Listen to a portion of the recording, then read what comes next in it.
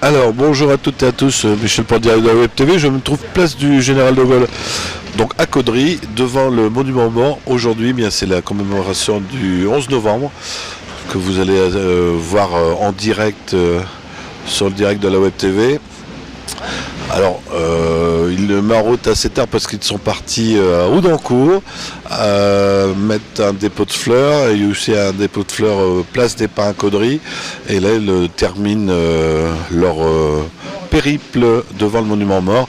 On entend au loin l'arrivée de l'harmonie municipale de Caudry.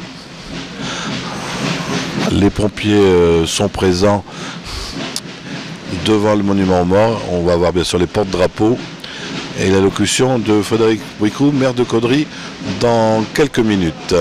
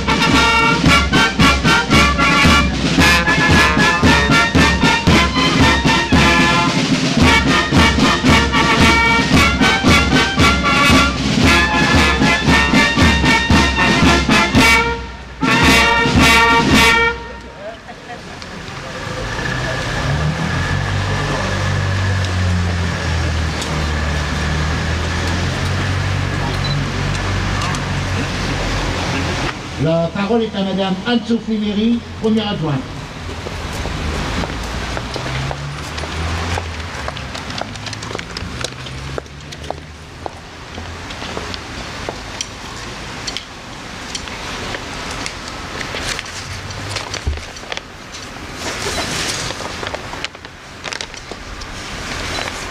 Mesdames et messieurs, en vos degrés, grades et qualités, je vais vous donner lecture du message de Madame Geneviève Darrieussecq, ministre déléguée auprès des ministres des Armées, chargée de la mémoire et des anciens combattants.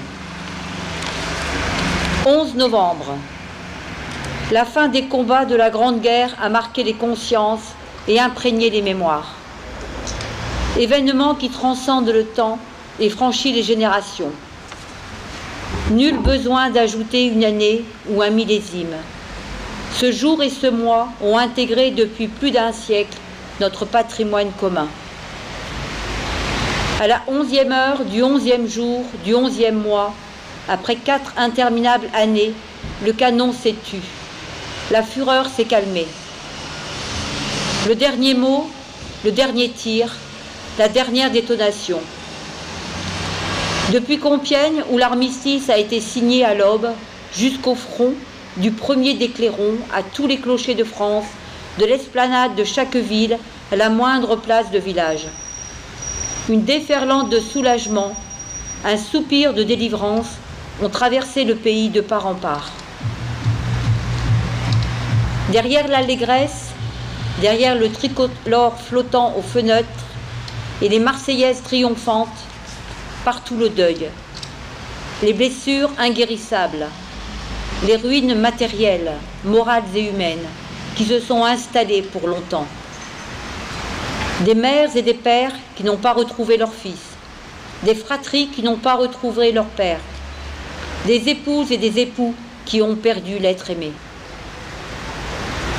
Le pays est traversé par la sourde évidence que rien ne sera jamais plus comme avant.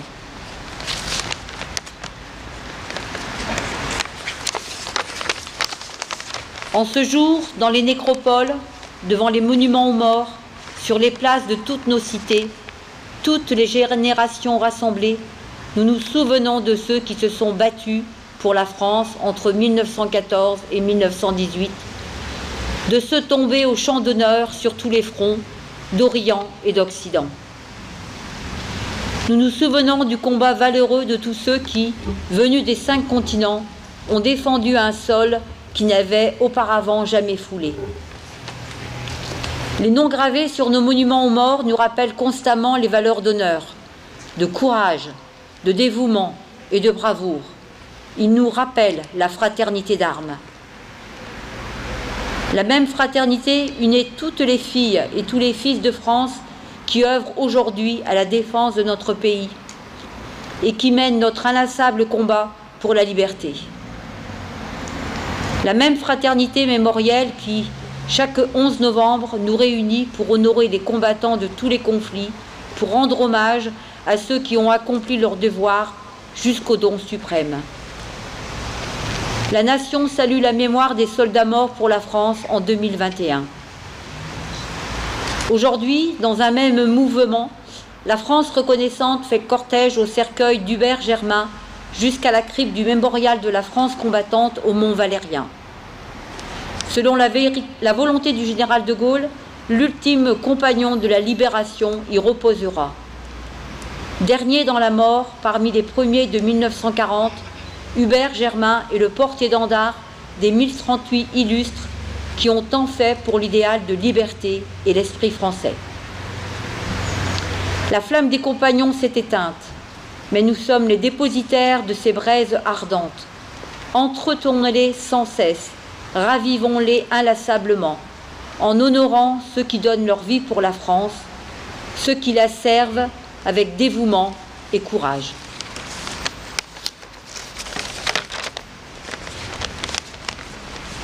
Je vais vous donner lecture des soldats morts pour la France en cette année 2021. Colonel Sébastien Botta, commandement de la défense aérienne et des opérations aériennes. Mort pour la France en Égypte le 12 novembre 2020.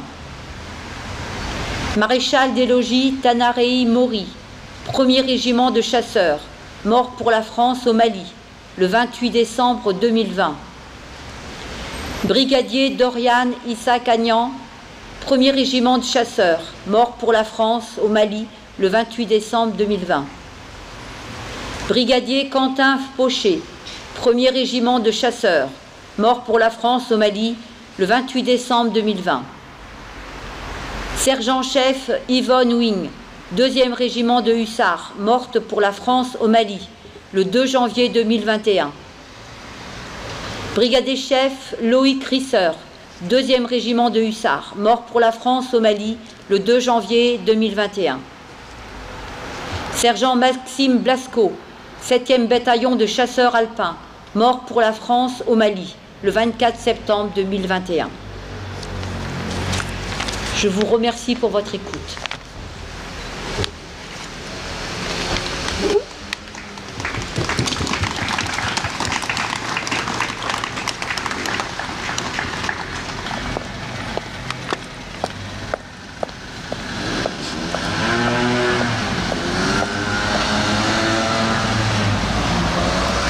La parole est à Monsieur Frédéric Bricout, maire de Béziers, conseiller départemental du Nord.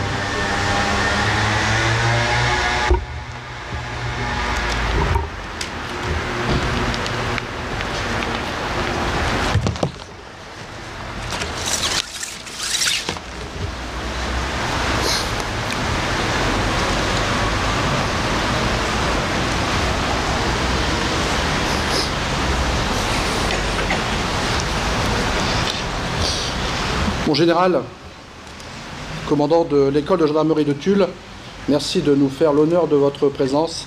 Nous savons que vous êtes caudrésien de naissance et cela nous touche énormément. Merci, mon général.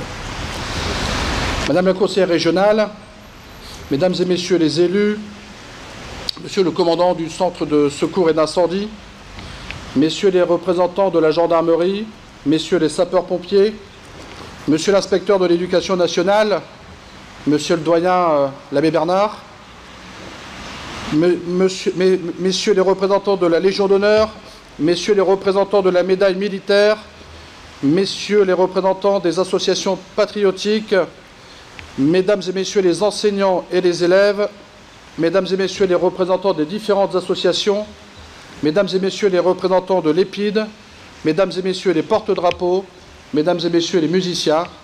Voilà, l'exercice est terminé. Il n'était pas facile aujourd'hui. Et je vous remercie du fond du cœur de votre présence au nom de la population caudrésienne. En ce jour du 11 novembre 2021, nous voici rassemblés devant ce monument aux morts qui, à bien des égards, symbolise une page des plus sombres de notre histoire nationale. C'est pour moi un moment particulier, car cette cérémonie du souvenir, à laquelle nous sommes toutes et tous profondément attachés, nous permet d'exercer ensemble un indispensable devoir de mémoire. Ce sont des moments solennels où l'évocation d'une victoire de la patrie et d'une liberté retrouvée ne saurait masquer les horreurs du quotidien endurées par des millions d'individus à travers le monde. Comme tant d'autres, notre commune sera confrontée à la première blessure du XXe siècle. Le 3 août 1914, date de la déclaration de guerre de l'Allemagne à la France, annonce que le pire est à venir. Rapidement, la guerre se propage aux portes de notre cité. Le 25 au soir, un avion allemand est abattu au-dessus de Caudry. Le lendemain, à 6 heures du matin, le son assourdissant du canon résonne dans l'ensemble des quartiers. 2 jours plus tard, après une rude bataille menée la veille, les troupes allemandes envahissent Caudry par les rues Négrier et de Valenciennes. Écoutons le récit qu'en font nos historiens locaux, le regretté André Flamand et Patrick Reguet. Les dégâts sont considérables puisqu'on dénombre déjà des centaines de maisons brûlées ou détruites par des obus. Rue d'Anvers, Cité Mathieu et au Petit Caudry. La gare du Cambrésis est partiellement détruite, ainsi que le château Priou et de nombreuses usines. Même notre église sera atteinte par plusieurs obus. Ainsi, aux nombreux militaires tués sur le champ de bataille, il faut ajouter 5 victimes civiles. François Délier, Omer Courtois, Marie-Thérèse Bricout, Céline Thuyer et enfin M. Porquet, tué d'un éclat d'obus en portant des vivres aux Anglais. Au final, ce conflit aura été marqué par près de 1500 jours d'horreur, d'angoisse, de privation et par la disparition brutale de dizaines d'individus fauchés sans avoir pu accomplir les rêves propres à leur jeunesse. Aujourd'hui, il ne reste plus de témoins de cette période effroyable. Mais les témoignages accumulés au fil des ans perdurent. Tous ceux qui vécurent cette période et eurent la chance de survivre à l'enfer des combats, certains à jamais brisés, exprimèrent avec force le souhait de mettre des mots sur ce qui ressemblait à d'effroyables souffrances. Henri Barbus, Blaise Sandrard et tant d'autres ont décrit avec justesse l'horreur de la vie des poilus dans les tranchées, affrontant le froid, la boue et le tonnerre de feu qui s'abattait jour après jour sur eux. Leurs précieux témoignages se passent de commentaires, car ils expriment à eux seuls la douleur des soldats conduits à d'effroyables souffrances. En voici une illustration avec cette lettre poignante de Pierre à sa femme, où il raconte l'enfer de la bataille de Verdun. Pierre, 26 novembre 1916, Verdun. Ma bien-aimée, je n'ai pas eu beaucoup d'occasions pour vous écrire depuis mon retour sur le front, mais si je le fais en ce jour, c'est pour vous expliquer la dureté et la violence de cette guerre. La bataille de Verdun est la pire que j'ai connue, non seulement physiquement, car nous sommes restés nuit et jour sans dormir, mais aussi mentalement. La puanteur des cadavres est devenue insupportable, et je ne souhaite à personne de voir ce que j'ai pu voir. Nos amis, nos pères, nos frères, ils sont morts sous nos yeux, et il n'y a pas de mots pour décrire cela. Les maisons, les écoles, les églises, il ne reste plus rien. Tout a été ravagé, saccagé par les marmites. Les arbres aussi sont maintenant inexistants. Il n'y a en fait plus aucune vie à cet endroit, car tuer des êtres humains, ce n'est pas une vie. Le bilan effroyable de cette guerre est désormais connu de tous, et les chiffres témoignent, au-delà du représentable, de la barbarie qui a régné sur tous les fronts. 9 millions de morts, 6 millions de mutilés et des proches à jamais privés d'un être cher. Issus des quatre coins de l'Empire français, de l'Outre-mer, de l'Afrique noire, de l'Afrique du Nord, de l'Indochine, de l'Océanie, des centaines de milliers d'hommes ont contribué à l'effort de victoire, pour beaucoup d'entre eux au sacrifice de leur vie. Notre pays est sorti ruiné et meurtri de ce conflit. 1 400 000 morts, dont 600 000 victimes civiles, 3 millions de blessés, de mutilés, d'aveugles, de gazés. Et ceux que l'histoire a retenus sous l'appellation de gueules cassées. Quasiment toutes les familles furent touchées, endeuillées, laissant là un parent, un ami, un fils, une fille, un père disparaître à jamais.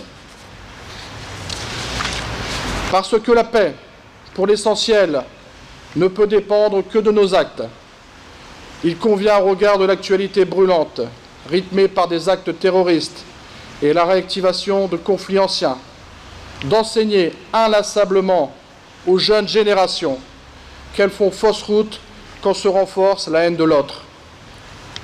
Seule la soif de vivre ensemble, dans un esprit de fraternité, offre une existence qui vaut la peine d'être vécue.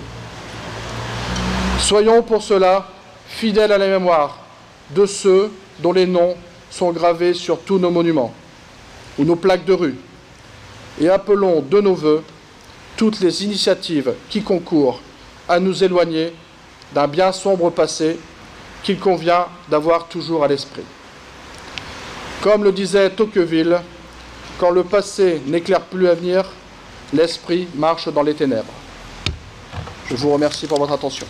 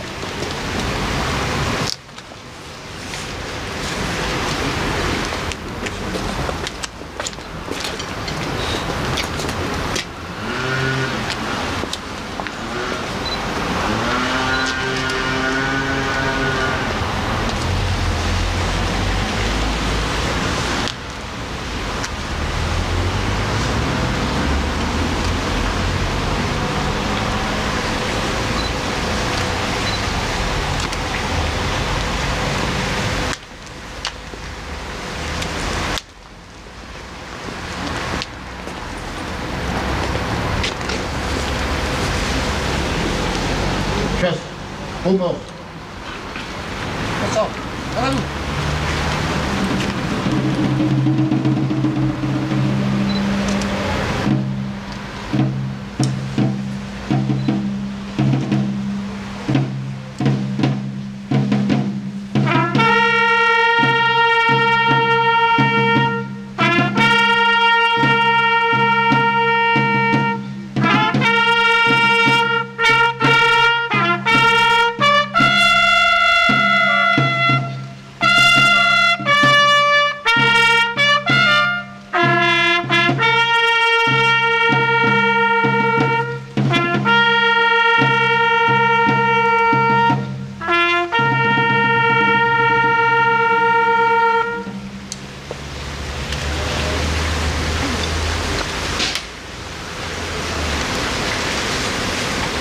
Chef, la Marseillaise.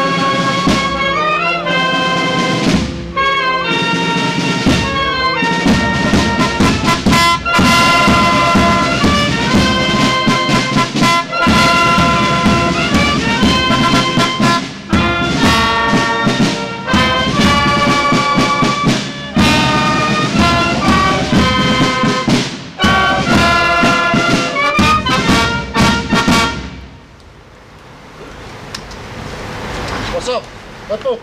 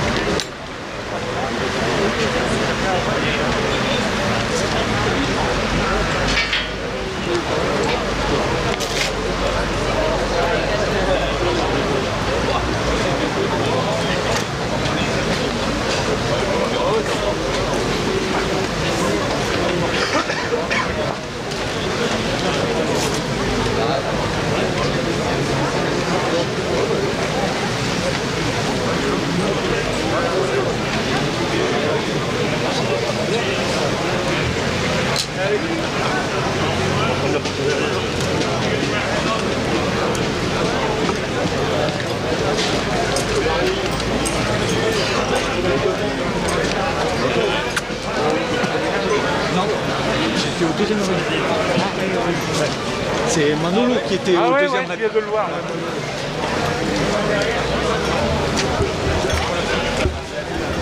Voilà, ainsi s'achève la retransmission du discours de Monsieur le maire devant le monument aux morts. Je vous souhaite une bonne journée, un bon 11 novembre, très prochainement sur l'antenne du direct de la Web TV. Passez un bon jeudi.